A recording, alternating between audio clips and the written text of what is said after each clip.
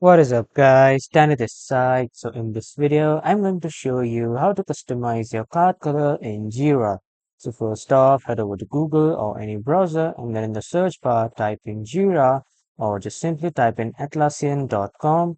So after typing Atlassian.com, you will be welcome to this page of Jira, or if you are not able to access this page, just simply type in atlassian.com/software/Jira.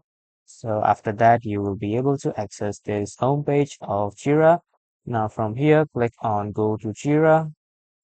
But if you are new here, you just need to sign in with your email and password, and then you will be able to access the Jira website.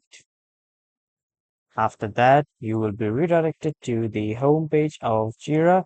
Now from here, on the left side, click on Projects, and after that, open your recent projects. And after opening, on the top, you can see these three dots. Click on this More Actions, and then click on Project Settings. Now, after coming to the project settings under the project section, you will see the option of layout. But if you are not able to see the option of layout, you will see the option of code. And from here, you can customize the columns and statuses. And from here, you can add your custom filters.